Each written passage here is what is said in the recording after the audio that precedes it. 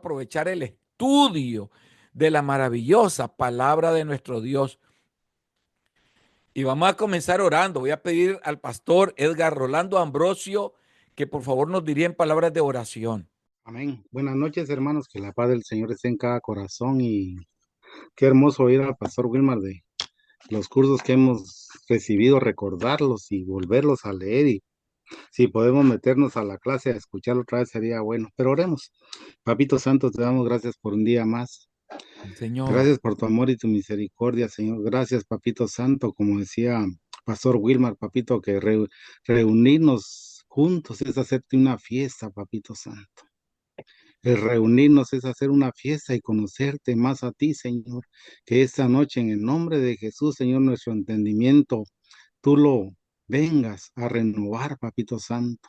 Que las palabras que le pusiste o vas a poner en la boca del pastor Wilmar, Señor, sean un aliciente y llenen nuestras vidas de tu conocimiento, Papito Santo. Te agradecemos, te bendecimos y te honramos, Papito Santo, y te pedimos, Señor, que tengas misericordia de nosotros. A ti sea la honra y la gloria, Papito Santo, en el nombre de Jesús oramos esta noche. Amén. Amén. Sean Amén. cordialmente bienvenidos todos, hermanos, al Instituto Bíblico Williamson. Hoy vamos a estudiar la lección número 4, Introducción al Pentateuco, del tema principal que es Introducción al Antiguo Testamento. Cuando nosotros nos disponemos a estudiar esta lección del Pentateuco, hermano, entonces el estudiante, hermano, tiene que saber discutir las semejanzas y diferencias entre la historia primitiva en el Pentateuco y los textos comparativos del Medio Oriente Antiguo. Para ustedes, ¿qué es el Medio Oriente Antiguo? No es Babilonia, pastor. Babilonia, y además de Babilonia, ¿cuál El otro? lugar, ¿Ah? es el lugar donde se desarrolló toda la historia de los ¿Y cuál israelitas, es ese pastor. lugar? ¿Cuál es ese lugar? ¿Cuál es ese lugar que nos menciona la Biblia? Babilonia, otro, Mesopotamia, Mesopotamia, que es Babilonia, Siria, sí, Siria, Asiria, pues, Siria, Babilonia. Siria. Asiria Asiria, también. Babilonia, Siria. Jerusalén, Egipto, ¿verdad? Esos son todos los lugares que nos menciona la palabra del Señor, del Señor.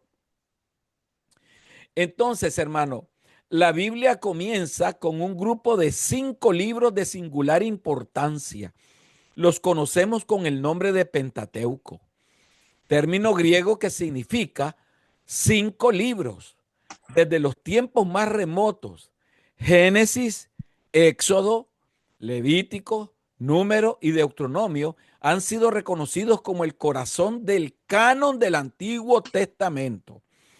Y cuando nosotros decimos, hermano, que ha sido reconocido como el corazón del canon, el Antiguo Testamento, hermano, no solamente tiene al Pentateuco, sino que también tiene a los profetas y tiene a los libros poéticos, como son los Cantares, como son Job, como es los Salmos, Proverbios, Eclesiastés. Son libros poéticos, ¿verdad? También. Y los que componen los libros de los profetas hebreos. Entonces, todos ellos conforman un canon. Y el corazón de todo ese canon es el Pentateuco. ¿Por qué razón? Porque la esencia del Pentateuco, hermanos, su proclamación de su evangelio, está basado en la santidad. La santidad. ¿Y eso qué quiere decir? De que todo lo que está en el canon del Pentateuco y los profetas y los libros poéticos son el soporte y la base para el Nuevo Testamento, ¿verdad? Entonces, este constituye la primera de las tres divisiones mayores de las escrituras hebreas. A este canon, que es el corazón, el Pentateuco del canon del Antiguo Testamento, entonces se le conoce también como la Torá o ley, término que también implica la idea de enseñanza, instrucción o guía. También es conocido como el libro de Moisés, o sea, el libro de la ley de Moisés. Y eso nosotros lo vemos en diferentes textos bíblicos. Lo vemos en Deuteronomio 29, 21. Deuteronomio 29, 21. Deuteronomio 30, 10. Deuteronomio 31, 26.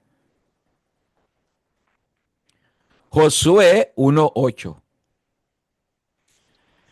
El libro de la ley. Ahí si ustedes leen esos versículos, encontrarán que dice el libro de la ley. Y también el libro de esta ley nos dice Deuteronomio 28, 61. Deuteronomio 28, 61. Y cuando habla el libro de la ley de Moisés, ahí lo encontramos en Josué 8:31. Josué 23, 6 y Segunda de Reyes 14, 6. Que equivalía simplemente a el libro de la ley. Josué 8:34. O el libro de Moisés, Segunda de Crónicas 25:4. Pero también se habla del libro de la ley de Jehová. O sea, estoy hablándole de los diferentes términos. El libro de la ley de Jehová. Segunda de Crónicas 17:9. Dice, habla el libro de la ley de Jehová. Qué precioso, ¿no? Qué emocionante. Fue usado en la época de Josafat para enseñar al pueblo. Ustedes saben quién era Josafat. Josafat era el rey que Dios escogió como su siervo, hijo del rey Asa. Hijo del rey Asa. Gobernó por 25 años el reino de Judá. Y en su tiempo, el rey Josafat, hermano, estableció la ley de Jehová en todo el reino. E hizo quitar todos los ídolos de todo el reino de Judá, ¿verdad? Y anduvo conforme a la ley de su padre David. Recuerden que David en sus primeros tiempos anduvo conforme al corazón de Dios, a la voluntad de Dios. ¿Ves? Entonces, si nosotros caminamos de la misma manera, entonces nosotros vamos a disfrutar de la gloria de Dios. El rollo descubierto en el templo por Hilcías, el sacerdote, es descrito como el libro de la ley. Hilcías fue uno de los sacerdotes que tuvo el rey Josafat. El rey Josafat tuvo como 10 líderes, sacerdotes, levitas, ¿verdad? Para que instruyeran al pueblo, enseñó al pueblo el rey Josafat. Entonces, Segunda de Reyes 28, 8 y 11. Está eso descrito. El libro del pacto también se conoce como el libro del pacto. Segunda de Reyes 23, 2. 21, 23, 2 y el versículo 21. Y después Segunda de Crónicas 34, 30. Y también ahora viene otra manera como se conoce en la Biblia. el libro de la ley de Jehová dada por medio de Moisés. Segunda de Crónicas 34:14. Es otra forma de cómo se llamaba, de cómo menciona la Biblia el Pentateuco. En toda la Biblia se nos menciona, por ejemplo, el libro de Moisés, Segunda de Crónicas 35:12, Esdras 6:18, el libro de la ley de Moisés y el libro de la ley de Dios son empleados en pasajes paralelos en Nehemías capítulo 8, versículo 1, versículo 3, versículo 8 y 18. Y también en Nehemías 9, versículo 3. Nehemías 13:1 identifica a Deuteronomio. Identifica Deuteronomio 23. Deuteronomio 23, del 3 al 5, como proveniente del libro de Moisés. La ley de Moisés es mencionada en Primera de Reyes 2:3 y Daniel 9:13. De igual modo, el Nuevo Testamento alude al libro de Moisés. Marcos 12:26 habla del libro de Moisés y la ley de Moisés. Primera de Corintios 9:9. Pero qué hermoso, atribuyéndole mandatos y declaraciones autoritativas a Moisés. Y también habla Mateo 19:7. Mateo 19:7. Mateo 22:24.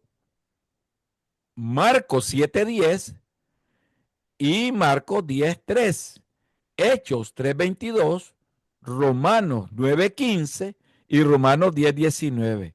Ahí hay también, hermanos, numerosas referencias en el Nuevo Testamento en cuanto a la ley como corte de apelaciones final. Muy bien, nosotros podemos notar acá, ¿verdad?, que los libros del Pentateuco contienen diversas clases de material. En él encontramos historia. ¿Quién nos habla de historia? El libro de Génesis. Interesante. Nos habla de legislación. O sea, legislación es referente a lo legal, las leyes. ¿Ese qué libro es? Éxodo. Pero también nos habla de los rituales, el libro de Levítico. Levítico. Nos habla del gobierno, el libro de Números. Deuteronomio. Y la retórica, o sea, la enseñanza, digamos, gramatical, Deuteronomio. Deuteronomio. Miren qué hermoso esto, qué hermoso. Entonces, con muchas combinaciones y transposiciones en distintos tipos literarios. El registro histórico se extiende por un tremendo periodo de tiempo, desde la creación hasta la muerte de Moisés, un lapso más largo que todo el resto de la historia bíblica. Que los 5 libros de la ley fueron originalmente escritos por separado se deduce del hecho de que cada libro, hermanos, es una unidad literaria. Cada libro es una unidad literaria y también tiene el máximo de extensión que podía dársele en un rollo antiguo. Sin embargo, tienen una perfecta secuencia histórica y en el orden necesario. Después de Génesis, cada libro presupone al o a los que lo precedieron. Ahora, cuando hablamos de la autoría, el problema de la autoría del libro del Pentateuco es muy compleja, ¿verdad? Porque dentro de su propio texto, estos libros son anónimos y no contienen nada que pueda servir de indicio para descubrir su origen o autor. El judaísmo antiguo y la tradición cristiana le dan el crédito a Moisés. Los mismos libros atribuyen proporciones de Éxodo, Número y la mayor parte de Deuteronomio directamente a la mano de Moisés. Y los eruditos conservadores no hayan razón para poner en tela de juicio esas declaraciones, ¿verdad? Y eso está sustentado en la misma Biblia. Éxodo 24:4. Éxodo 34:28. Deuteronomio 1:1. Deuteronomio 4:44. Deuteronomio 5:1. Deuteronomio 27:1. Deuteronomio 29:1. Deuteronomio 31:1. 9 y 22 y 30. Y Deuteronomio 32, versículo 44. Y Deuteronomio 33, versículo 1.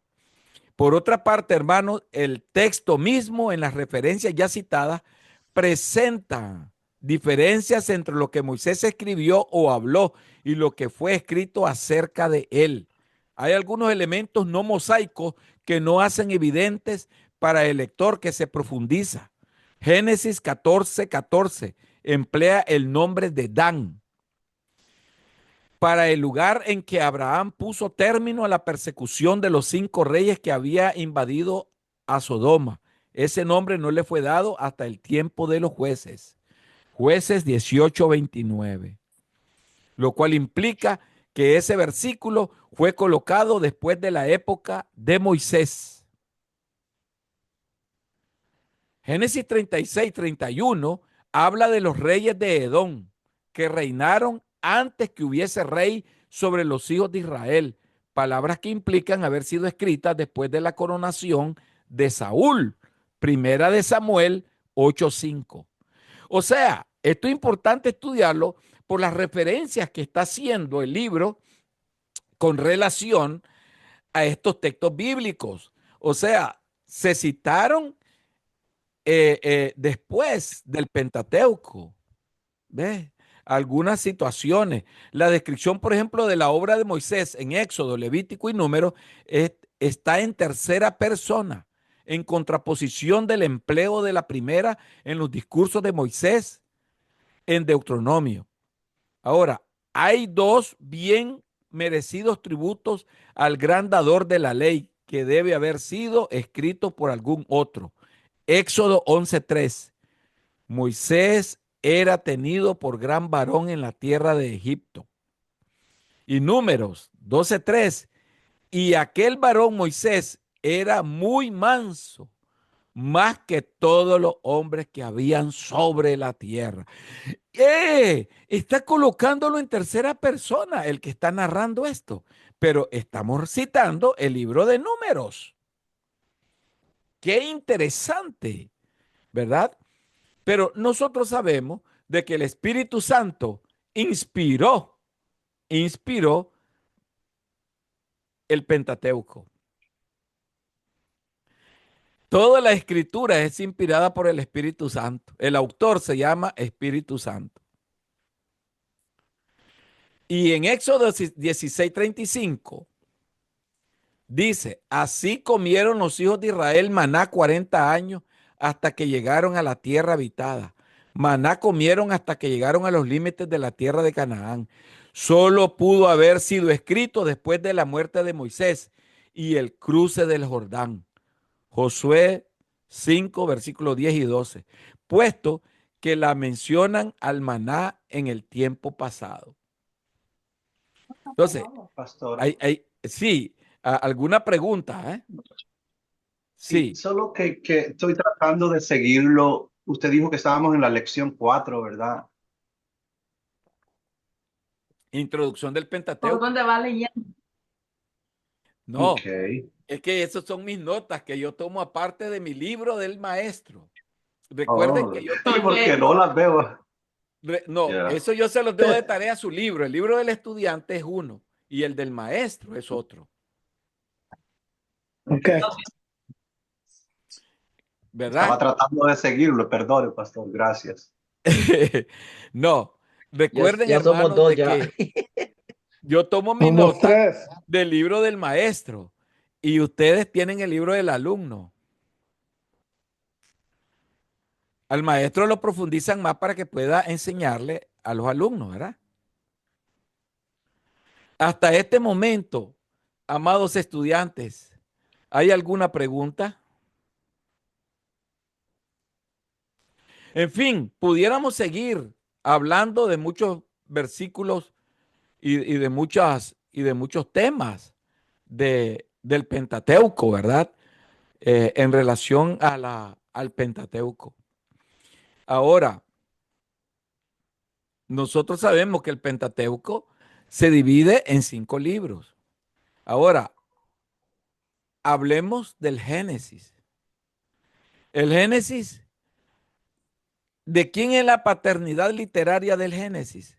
Pues se le atribuye a Moisés, pero nosotros sabemos que todo eso es una inspiración divina del Espíritu Santo dada a Moisés, ¿verdad?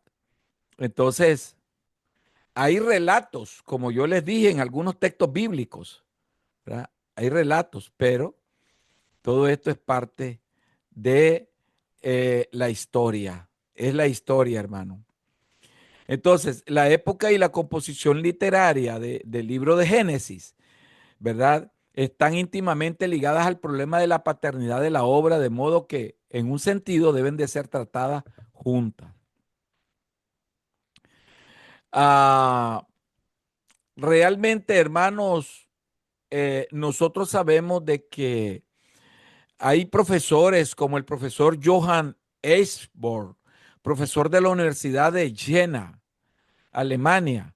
El primero que puso en duda la paternidad mosaica del Pentateuco fue este señor.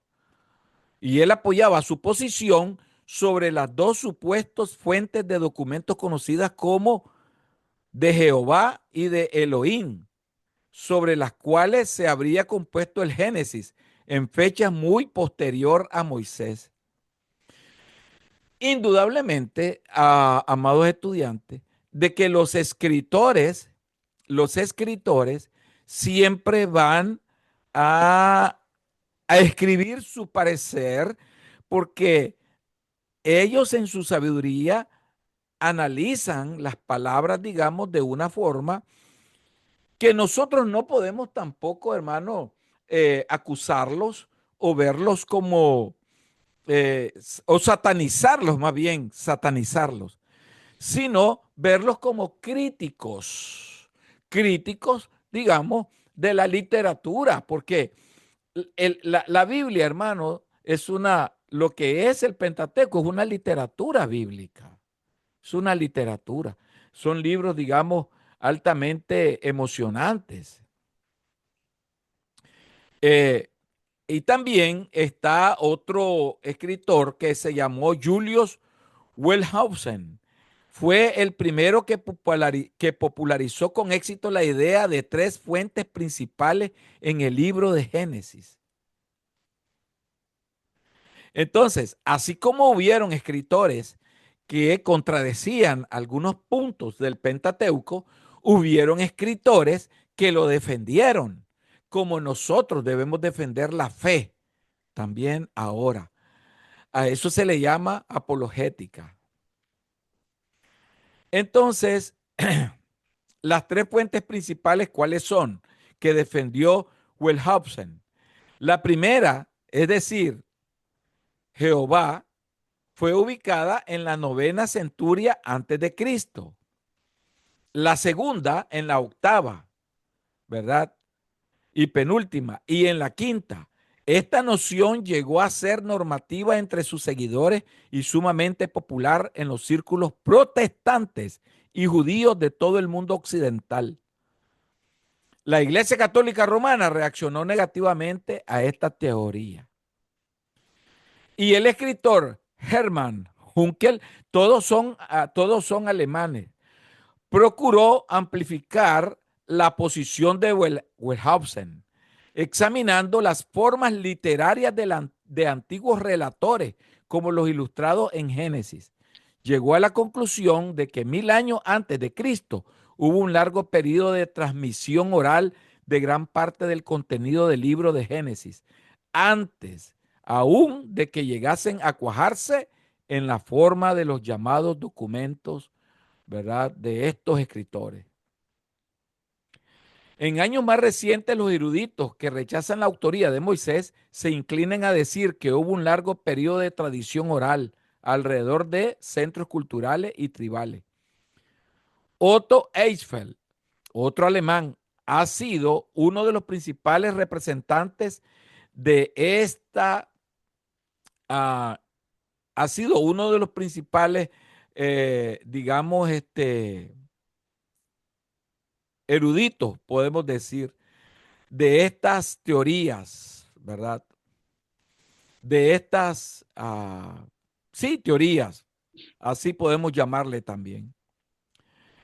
Entonces, hay escritores que defienden, ¿verdad?, con pruebas de que Moisés fue uno de los autores del Pentateuco, del Génesis me estoy refiriendo al Génesis, y otros dicen que no. Pero nosotros llegamos a la conclusión de los eruditos, ¿verdad?, nuestros, que dicen de que sí, todo fue una inspiración del Espíritu Santo al final para Moisés, ¿verdad?, y los que escribieron. Todo fue inspirado por el Espíritu Santo. Pero la mayor parte de del libro de Génesis fue Moisés. Fue Moisés.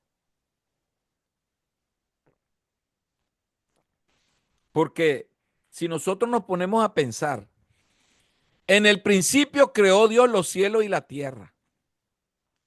Imagínense ustedes, ¿creen ustedes que Moisés existía en el principio?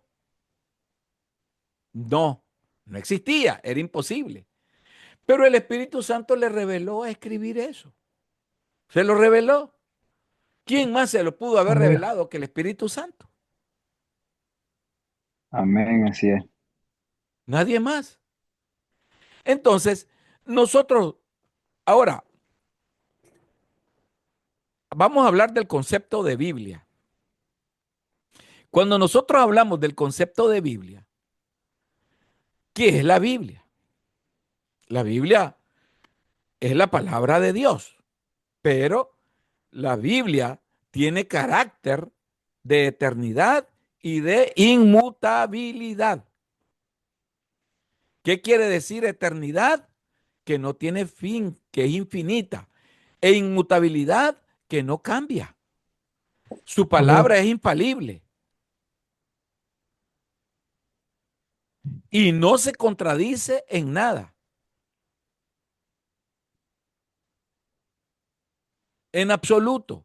¿Sabe por qué saben por qué hay gente en la actualidad que cuestionan a la Biblia? Porque se contradice tal vez en algunas cifras que habla de números de guerreros. Por aquí dice 400, pero aquí dice 350.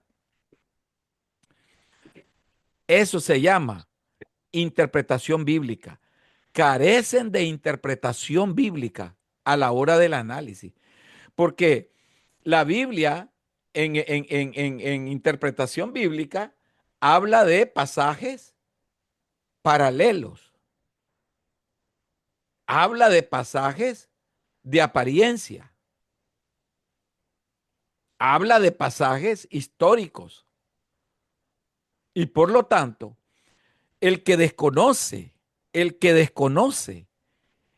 esta enseñanza, ese conocimiento, indudablemente va a cuestionar sin saber por qué razón este pasaje, que parece idéntico al otro pasaje, pues aquí hay una contradicción.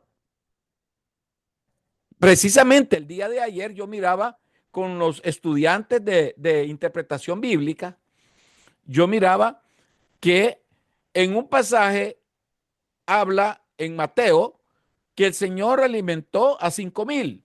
Y en otro pasaje de Marcos, el mismo pasaje habla que alimentó a 4,000. Pero son pasajes paralelos solamente de apariencia, pero no es que sean el mismo. No son los mismos. Ve que por eso que es importante, todos debieran de estar estudiando interpretación bíblica, hermanos, todos, porque eso es una riqueza de enseñanza.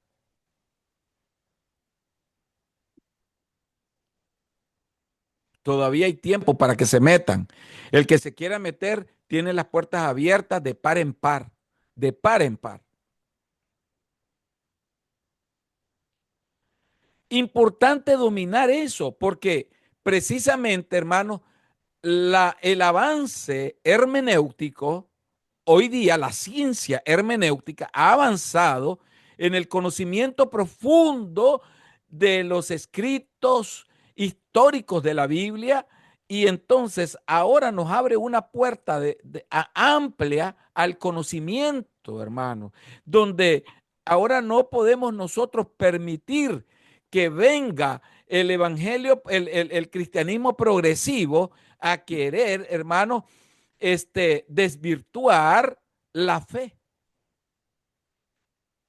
La fe. Tenemos nosotros que ser defensores de la fe. Tenemos que ser apologéticos.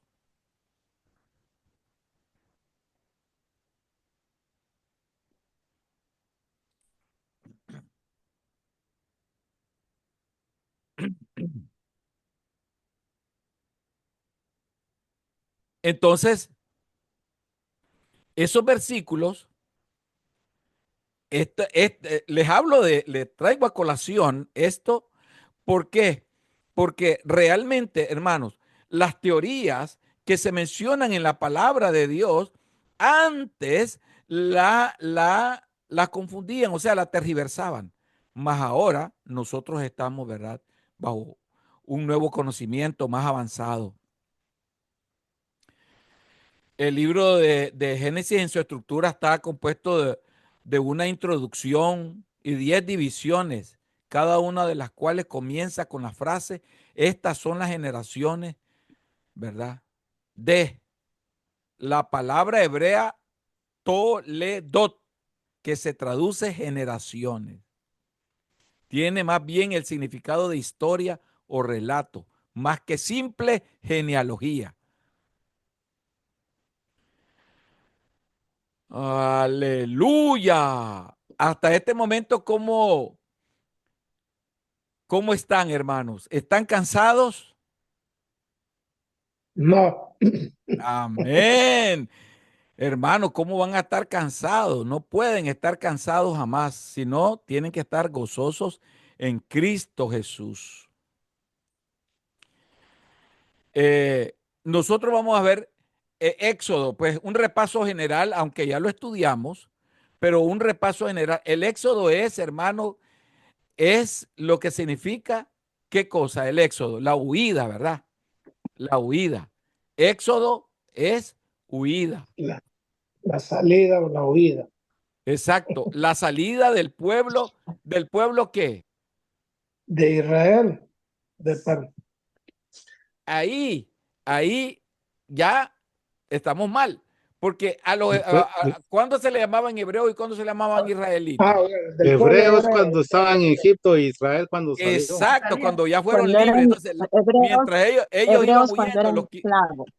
los que iban huyendo eran los hebreos. La huida fue de los hebreos. Entonces, nosotros cuando estudiamos el libro de Éxodo, estudiamos esa huida. Y el libro de Éxodo, ¿de qué trata? Dije yo al inicio, hermano.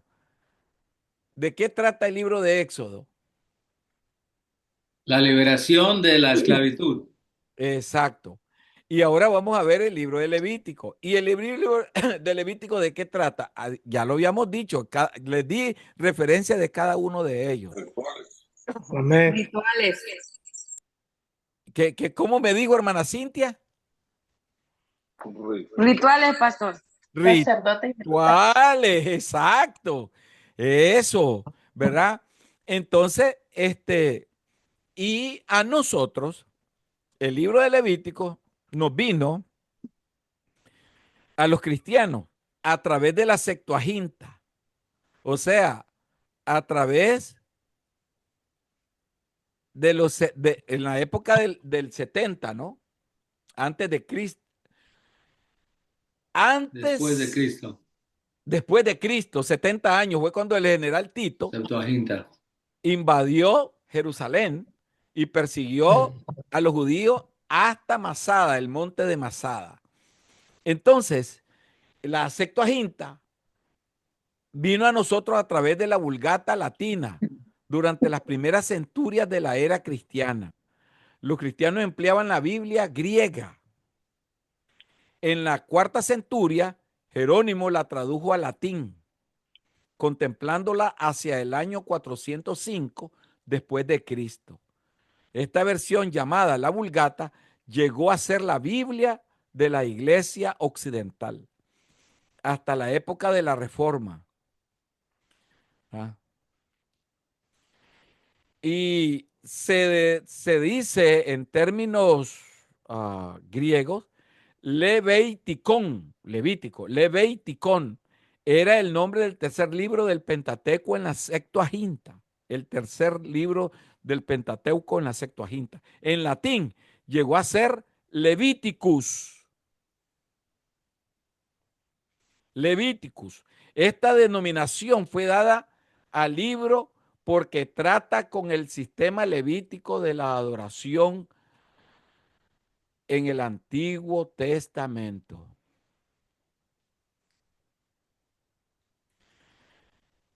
La paternidad literaria de este libro, hermano, también se le atribuye, bueno, el autor es Dios y no Moisés, ¿verdad?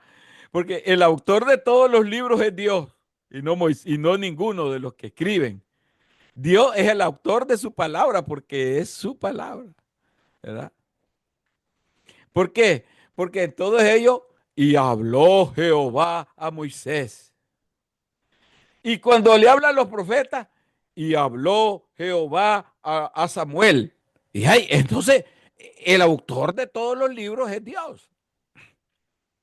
Y si nos vamos al Nuevo Testamento, ¿qué dice el apóstol Pablo? Y me tomó en el Espíritu el Señor, inspirado por el Espíritu me llevó. El Señor es el autor de toda la Biblia. Ya no digamos Apocalipsis. Y me llevó el Señor en visión y me mostró la santa ciudad. Y me dijo el ángel, escribe. El autor es Dios de todos los libros, hermano. 100%. Maravilloso, ¿no? Maravilloso. Él es el autor. Él es el autor y consumador. No hay nadie más. Y ahora, ¿cuál es el otro libro? Números. Números, ¿qué dijimos que representaba? Números representa. A ver. Los escritores, ustedes son escritores como los del pasado. Tienen que estar escribiendo. Representa gobierno, números. Gobierno, excelente. Representa gobierno, el libro de números. Representa gobierno.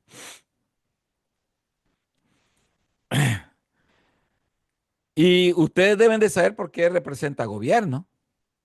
¿Cómo es un gobierno? Porque ahí es donde se daba el cobro de los impuestos. Ahí se regulaban los libros contables. Ahí se hacían los censos. Ahí se manejaban, digamos, los valores, los pesos de medida, compra y venta. Oh, wow, qué maravilloso, ¿no? Precioso nuestro Señor, cómo orientó a su pueblo.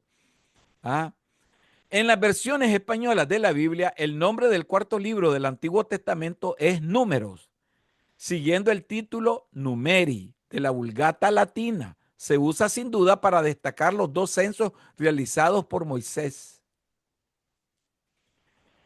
Entonces, esto que estamos hablando les está refrescando lo que estudiamos del Pentateuco.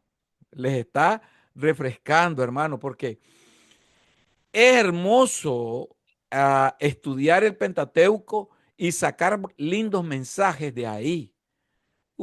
Infinidad de mensajes maravillosos para el crecimiento de la obra de Dios y la santidad. Ahí tenemos mucho, mucho material. Entonces, el libro de Números también podría ser denominado Historia de la fidelidad de Dios. Historia de la fidelidad de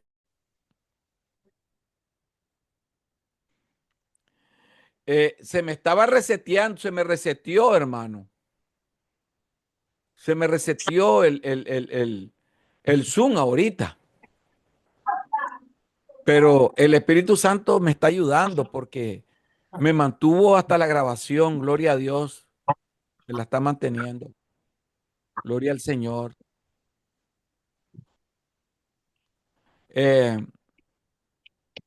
La estructura del libro en varias maneras. Números es el único en su estructura y en los datos que contiene. No es una obra independiente que lleva su propio sentido distintivo, pero es, con Levítico, la parte media de una historia continua que va desde Génesis hasta Deuteronomio y llega hasta Josué. Esto quiere decir que ellos desempeñaron una parte decisiva en la comprensión de los otros. En el libro mismo, los capítulos 1 al 10 y 10 se refieren a las experiencias de Éxodo y Levítico. En la porción siguiente, 10-11 hasta el final, destaca las experiencias que apuntaban hacia Canaán. Y después de Números, nosotros tenemos, ¿qué otro libro? Deuteronomio. Deuteronomio. Y ahora, el libro de Deuteronomio es uno de los grandes libros que tiene la palabra de Dios, hermano. El libro de Deuteronomio. Porque el libro de Deuteronomio digamos, para la iglesia es sumamente importante el libro de Deuteronomio, porque es en la peregrinación del pueblo de Dios, en la peregrinación del pueblo de Dios, el libro de Deuteronomio, dijimos que es el discurso, su discurso principal es la ley y los 10 mandamientos, hermanos, los 10 mandamientos. Entonces, sus estatutos, sus decretos, ¿verdad? Y el pacto, el pacto. Todo esto, hermano, se trata en Deuteronomio. Y por eso es, hermano, que nosotros, cada vez que vamos a predicar de santidad, de consagración o de siervos de un nuevo pacto, tenemos que tomar en cuenta Deuteronomio. Ahora, los mandamientos: no matarás, no cometerás adulterio, no hurtarás, contra tu prójimo no darás falsos testimonios. Esto está lleno de una serie de cosas importantes. Y para la interpretación bíblica, recuerden, hermanos, que un texto, los textos son únicos. Lo que varía, ¿qué es? Pastor Francisco, ¿qué es lo que varía? Los textos son únicos, pero ¿qué es lo que varía? A la hora del análisis del texto. Aplicaciones. Las aplicaciones. Sus aplicaciones, pastor. Qué excelente, ¿no? Las aplicaciones, hermano. Entonces, ¿se fijan por qué es importante estudiar interpretación bíblica? Porque lo vamos relacionando con todo esto. Por ejemplo, aquí nosotros tenemos 10 mandamientos y los 10 mandamientos tienen un solo significado cada uno y cada texto bíblico tiene un solo significado. Pero tienen diferentes aplicaciones. Es que interesante, hermano. A aplicaciones me estoy refiriendo, no me estoy refiriendo a otra cosa, a aplicaciones.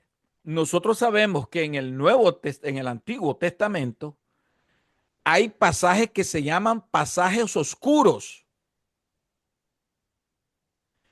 y que los aclara el Nuevo Testamento. Vamos ahora con la lección número 5.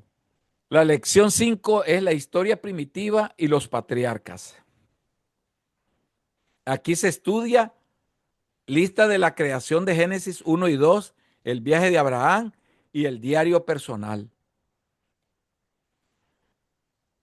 El principal objetivo es describir el significado de los patrones literarios y los énfasis temáticos que aparecen en Génesis 1 y Génesis 2. Identificar las características únicas que distinguen Génesis 1 y Génesis 2. Entender cómo los dos primeros pactos en el Pentateuco reflejan el deseo de Dios de alcanzar y bendecir a toda la humanidad. Seguir el tema de la promesa de tierra y descendientes por toda la narrativa patriarcal. Entonces, vamos a ver ahorita una discusión sobre las plagas.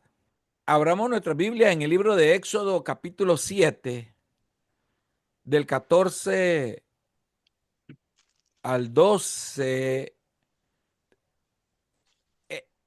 donde sale lo de las plagas.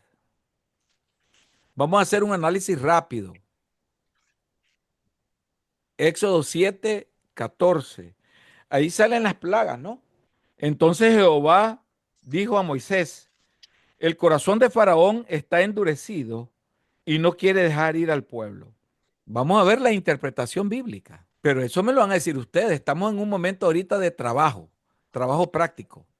Cuando habla de este texto, y voy a preguntar acá a uno de ustedes, ¿qué me pueden decir ahí? A ver, veamos el primer candidato a responder. Vayamos con los hombres, después van las damas. Veamos qué nos puede decir Pastor José Ortiz. ¿Dónde está la palabra principal en ese texto bíblico?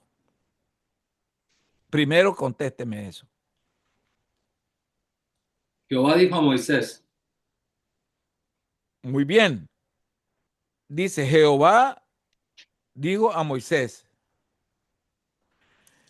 La palabra clave siempre en un texto es la que nos representa, digamos, todo lo relativo a la razón de ser de todo el capítulo. ¿Y cuál es la razón de ser de todo este capítulo? Sí, hermano, aquí está hablando del endurecimiento del corazón del faraón. Eso, endurecimiento.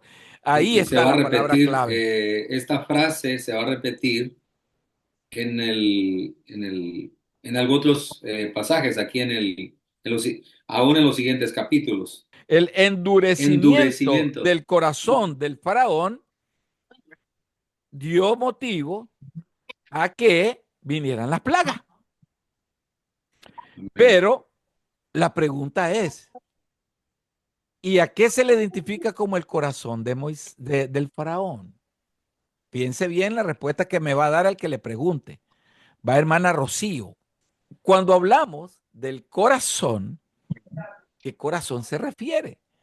Yo pienso que se refiere a toda la persona del faraón. A toda la persona del faraón. Cuando me dice toda la persona, ¿qué me quiere decir? Pues que no, el texto no es literal, que digamos que solamente su corazón se endureció, sino que toda la persona del faraón estaba enfurecido porque no quería dejar salir al pueblo de Israel. Pero cuando me dice toda la persona, ¿a qué se refiere toda? A su carácter. ¿El carácter es persona? Al carácter del faraón. Recuerden, el carácter, hermano, no es persona. Cuando se refiere al corazón del faraón, ¿a qué se está refiriendo? Recuerden que el hombre es tripartito: cuerpo, Al alma, pastor. alma y espíritu. Al- Ahora, vamos a aclararlo mejor. Si decimos el alma, en el alma descansan las emociones. Ahí descansaban las emociones del faraón, sus sentimientos y emociones, ¿verdad? En el alma. Y en el espíritu, ¿qué descansa? En el espíritu descansa la conciencia, la inconsciencia y la subconsciencia. Entonces, el espíritu del faraón era un espíritu conforme a la voluntad de Dios. No, No, no. El faraón no, vivía, el faraón vivía por emociones, vivía por sentimientos, sí, porque esa gente lo que ambiciona es su poder, el poder material, el dominio. Se van por lo que ven, no, no dependen de Dios. Entonces, el corazón al cual se refiere aquí es al orgullo, ¿no? Que hay en el hombre, en la la altivez, soberbia que hay pastor, en el hombre. ¿A dónde la descansa altivez la del hombre soberbia? en el alma. En el alma. Ahí descansa la soberbia. Porque los frutos del espíritu son otros. Amén. Pero también se refiere a la voluntad, pastor, que él está endurecido, no tiene voluntad para dejar ir al pueblo. Esa es el alma. O la que nosotros llamamos en griego suche. Amén. Suche. Suche en griego se refiere al ser, almático. Pero no fue por voluntad propia tampoco, ¿verdad, pastor? No, porque Dios endureció el corazón de él. Exacto. Pero aquí viene algo importante. Dios endurece el corazón de Faraón, no porque el corazón del Faraón era noble antes. El corazón del Faraón siempre ha sido soberbio, orgulloso y vanaglorioso. El corazón del Faraón siempre. Y con el pueblo hebreo, él era duro, era muy cruel. Y entonces,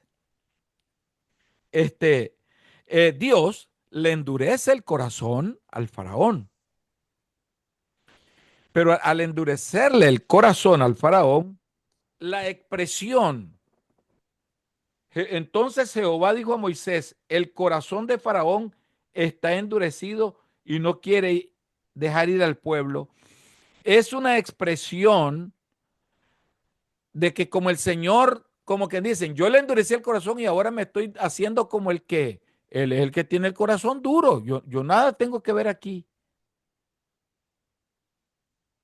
¿Será eso, hermanos?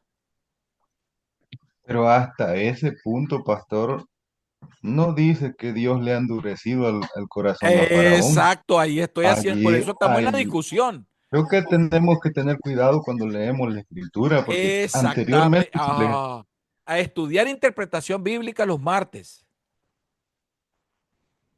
Es necesario, hermano, porque aquí lo que está diciendo es, le entonces dijo, Jehová dijo a Moisés, el corazón de Faraón está endurecido y no quiere ir a dejar al pueblo.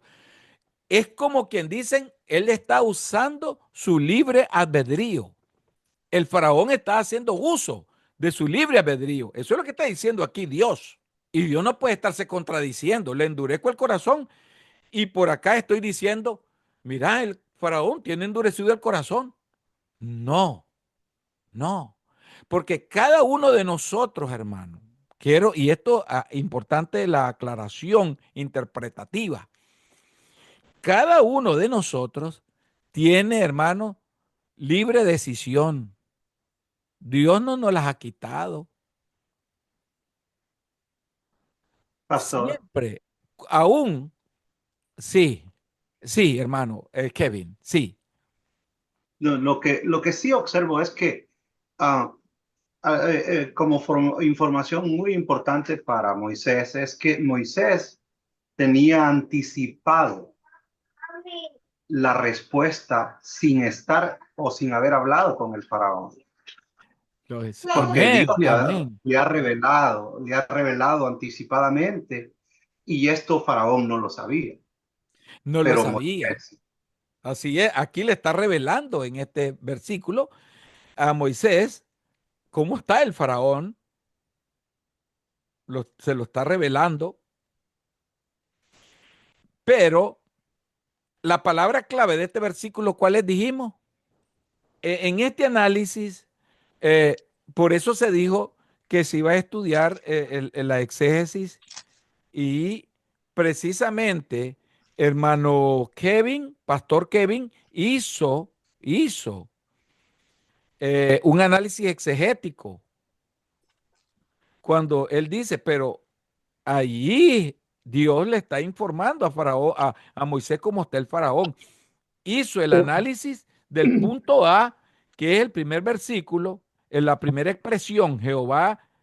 Entonces Jehová dijo a Moisés, punto A del análisis exegético. Y decimos todo, ¿verdad? El análisis que hizo hermano Kevin. Pero el corazón de Faraón estaba endurecido. A ese le podríamos llamar el punto B, exegético. Sí. Pastor, perdone. Como dijo el hermano Eli, yo creo, en mi opinión, considero de que Dios no nos puede dar orgullo ni envanecernos. Entonces, No. él dijo un punto muy, muy bonito de que Dios no nos puede hacer soberbios a nosotros. O sea, ese libre albedrío, lo que usted decía, de nuestras decisiones, cómo nosotros Sí, queremos actuar, pero Dios no pudo endurecer ese corazón. es correcto. Dios no endurece. Ese Pastor, libre, el pecado que reinaba en Faraón. Es el pecado. Ese es el pecado. Y lo que tenemos que saber es interpretar la Biblia. pastor, Sí, le escucho, pero Pastor Ambrosio. en el capítulo 14, versículo 4, dice que Jehová endureció el corazón de Faraón.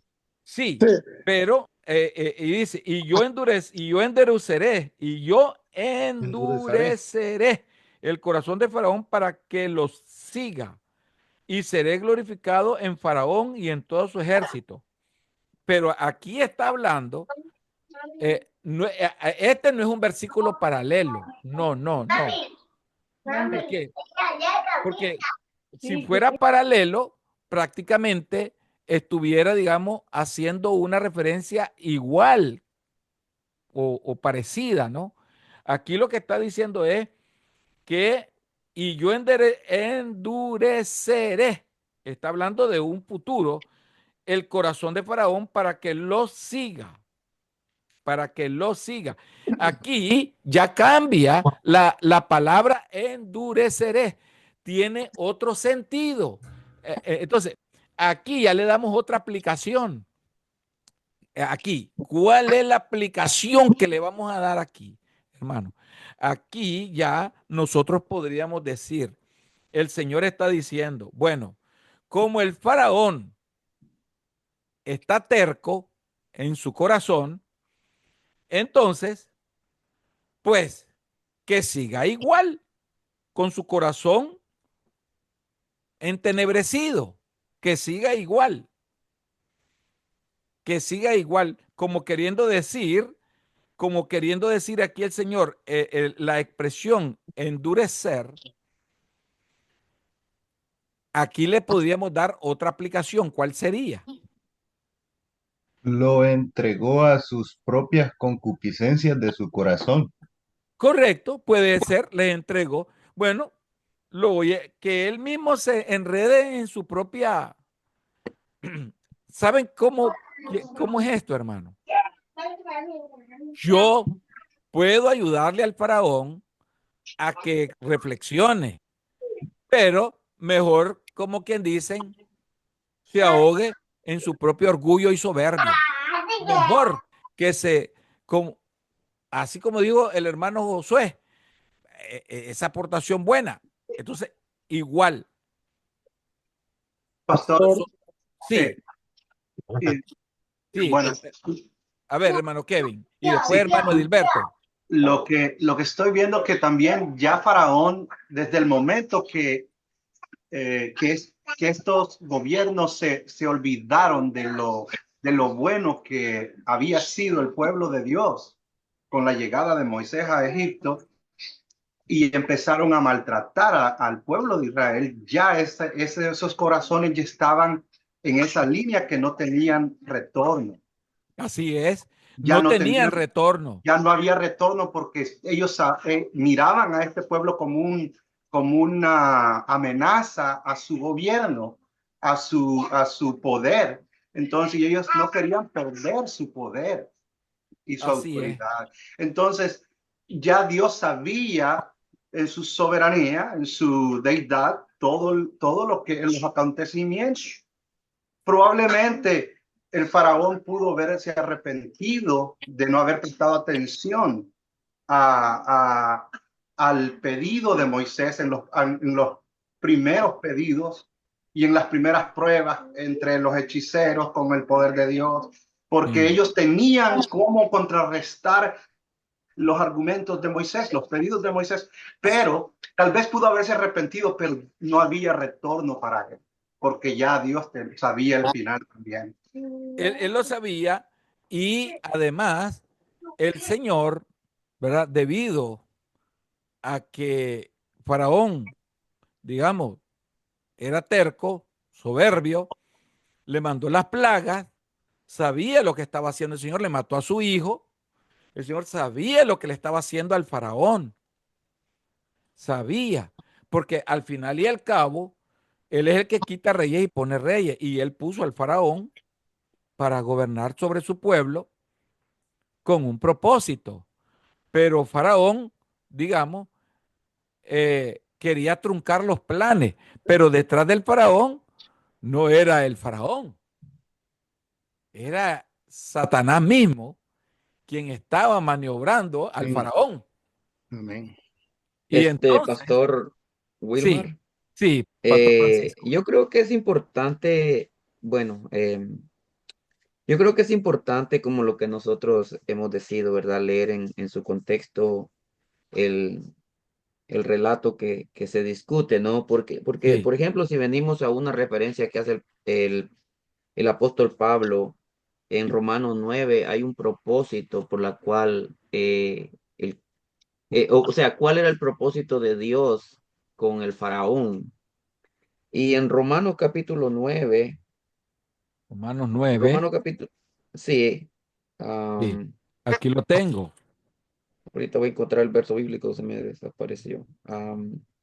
O en el verso 17 dice, porque la escritura dice a Faraón, para esto mismo te he levantado, para mostrar en ti mi poder y para que mi nombre sea anunciado por toda la tierra. Dios Entonces, tiene propósitos. cuando nosotros vemos, ¿verdad? Bueno, en lo personal, eh, evito sacar una conclusión de un solo verso, sino que me gusta el relato completo para poder entender a qué es lo que o sea, a qué está injertado ese verso, para de esa manera poder nosotros concluir y, y poder darle esa aplicación como lo que usted nos está enseñando, ¿verdad? Dar esa aplicación que vaya acorde al propósito del relato que se... Exacto. Muy bueno. Pastor Todo esto Wilmar, es análisis de la hermenéutico. Pastor Wilmar, Sí, sí, ahí en el versículo 4 sigue diciendo, endureceré el corazón de Faraón para que lo siga, y le seré glorificado en Faraón y todo su ejército y sabrán los egipcios que yo soy Jehová. Era el propósito de Dios, lo que dice el Era hermano Francisco. el propósito de Dios, digamos, de mostrar su poder y su Mostrar su gloria. poder. Amén, amén. Él es el dueño de todo, pues, pero algo importante, no podemos nosotros decir de que el Señor le endureció el corazón al faraón, porque entonces estaríamos diciendo, eso es como que digamos, el Señor puso a la serpiente en el huerto del Edén para que pecara a Adán y Eva. Eso no es cierto, hermano. No es así. El Señor da libertad a todo, pero Él tiene propósitos también. La lección número 6, el evento del Éxodo y el pacto en el monte Sinaí. El evento del Éxodo y el pacto en el monte de Sinaí. Esto del pacto es sumamente importante porque cuando hablamos de pactos, nosotros decimos, pero Dios es único en su palabra. Dios es único en su hacer. Pero Dios es Dios de pactos, de varios pactos, ¿verdad? Entonces, lo importante es que en esta lección identifiquemos el propósito y los mensajes esperados derivados del relato de las plagas de Egipto. Porque las plagas de Egipto no solo trajeron un mensaje para... El Señor principalmente quería dar el mensaje a los egipcios o a su pueblo. Ambos. A ver, ¿a quién? Ambos. Ambos. A ambos. A ambos. Pero aquí voy. Bueno, pastor. Sí. Bueno, Dios estaba respondiendo a las plegarias de su pueblo. Aquí voy, por eso quiero que lo analicemos. Tanto a los hebreos Sí, como a los porque, egipcios. o sea, esto, digamos, tiene un contenido o una base espiritual para el pueblo de Israel y viene la respuesta de Dios, ¿verdad? La respuesta de Dios, pero la respuesta de Dios, y aquí viene algo importante que voy a hablar, porque en el análisis interpretativo de la Biblia, en el análisis de interpretación bíblica, aquí lo podemos analizar. Usted podría tomarlo de tres maneras, pero hay una. Puede ser desde el punto de vista natural lo que pasó de las plagas y todo lo que sucedió. Puede ser desde el punto de vista espiritual o del punto de vista divino. Yo lo acerco más al divino. ¿Por qué razón? Porque este fue un juicio divino. Porque todo lo que sucedió en Egipto fue sobrenatural. Entonces, descartamos el análisis natural. Lo descartamos. Y nos vamos al análisis espiritual y divino. Espiritual, ¿dónde está encarnado? En las oraciones del pueblo de Israel que dijo nuestro hermano Kevin. Y divino en los juicios de Dios sobre Egipto. Fueron juicios divinos, hermano. Entonces, este análisis se hace en tres vías. Es maravilloso, ¿no? En tres vías se puede hacer este análisis de una manera profunda, pero poderosa. Pastor, una de las cosas que suceden en las 10 plagas, no sé si me estoy equivocado, es que ve que de alguna manera, como hemos hablado en otros temas, ¿verdad? Que la cultura influye en la comunidad, ¿no? En las personas. Y todo el tiempo que el pueblo hebreo estuvo dentro del pueblo egipcio, de alguna manera ellos tuvieron y fueron influenciados con la idolatría de Egipto.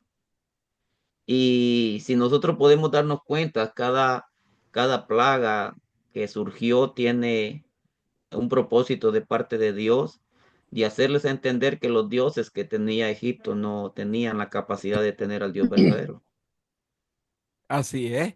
Ese es un gran propósito dentro de los elementos, de los puntos elementales espirituales. El análisis divino siempre está, hermanos, en la interpretación bíblica. Siempre, siempre está. Está el análisis espiritual. Y aquí, en Éxodo, en Pentateuco, se hacen los tres análisis. Los tres, siempre. Entonces, aquí se puede apreciar incluso el significado de la nueva presentación de Dios de sí mismo al pueblo de Israel en el desierto. Todo eso es divino, hermano. Todo eso es divino, divino. Todo lo que Dios hizo con el pueblo de Israel fue una manifestación divina, directa. Y eso tiene un gran significado, pues. Por eso se dice que el Pentateuco es el corazón del Antiguo Testamento. Y no solo, es la base del Nuevo Testamento, todo el Antiguo Testamento. Y principalmente el Pentateuco, ¿verdad? Entonces, aquí ustedes van a dominar en esta parte también cómo las leyes de Dios, incluyendo la organización de los 10 mandamientos, se pueden resumir en la directiva o la dirección de amar a Dios y amar al prójimo. Y la máxima expresión está en Filipenses 2. ¿Por qué razón? Porque el Señor, como hablamos ayer en la clase de interpretación bíblica, en el Génesis eh, se hablaba de los panes, de los corderos, perdón. Instruyó el Señor a Moisés que tomaran un cordero cada familia, que representaba ahora, y ese cordero, ¿a quién representa? A Jesucristo. Servir el pan en la mesa todos los días, en una mesa cubierta de oro al su alrededores, porque el pan representa a Jesucristo. Y ahora el Señor nos deja, no como lo acostumbraban los judíos, porque los judíos tomaban la Santa Cena, pero el mismo Señor Jesucristo le instruye al apóstol Pablo que ese sacramento, hermano, tiene un gran significado. Es es el recordatorio de la muerte de Cristo y su sangre derramada, el sufrimiento en su cuerpo y su sangre derramada por nosotros. Otras sectas religiosas que eh, toman esos sacramentos, como decía ayer Pastor Francisco, como, dígale usted, Pastor Francisco, hablando de la Iglesia Católica. Sí, bueno, el contexto de la Iglesia Católica, ellos atribuyen que en el momento que ellos hacen el sacramento de la Santa Cena, literalmente eh, el cuerpo de Jesús está ahí. No lo hacen como nosotros, ¿verdad? En remembranza o recordatorio, sino que ellos lo toman literal. Y por eso vemos, ¿verdad? Esa confusión que realmente Ellos comen el cuerpo de Cristo y comen su sangre. Entonces, a eso se le llama canibalismo antibíblico. A eso se le llama canibalismo antibíblico. ¿Ves? Entonces, y otro punto importante es reconocer, hermano, el tema continuo de bendecir a toda la humanidad dentro del tercer pacto en el Pentateuco, en el Sinaí. Vamos a despedirnos en oración y voy a pedir que nos despida en palabras de oración, Pastor Francisco. Oramos. Padre amado, te damos gracias, Señor, en esta preciosa noche, bendito Dios de los cielos, por este tiempo maravilloso, Señor, que nos has concedido, donde en un mismo espíritu, en un mismo sentir, Señor, nos hemos conectado por medio de estas herramientas, Señor, que son de gran bendición, Padre eterno. Yo te doy gracias por la vida de cada uno de mis hermanos, Señor, del maestro, del pastor Wilmar, Padre eterno, porque le ayuda, Señor, a poder bendecir nuestras vidas, prepararnos, Señor amado, sabiendo que hay mucha labor por hacer, Padre eterno, pero qué mejor hacerlo con argumentos, con herramientas, con capacitación, Señor.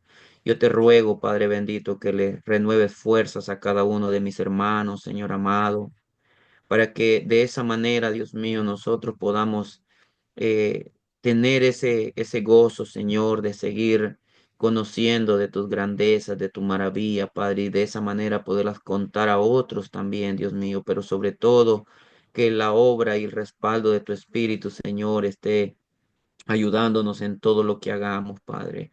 Una vez más, Dios mío, desde ya ponemos la salud, Señor, del pastor Wilmar, Padre eterno, esa cirugía que él tendrá en el tiempo que corresponda, Señor, desde ya te rogamos, mi Dios, que intervengas en su vida, Señor, usando a los médicos, Padre eterno, que sean tus manos guiando las manos de los médicos, Señor, y que él pueda tener, Dios mío, el cuidado, Padre eterno, para que de alguna manera Él se pueda restaurar pronto, Señor, y que lo sigas bendiciendo de la manera como lo has hecho hasta este día, Padre.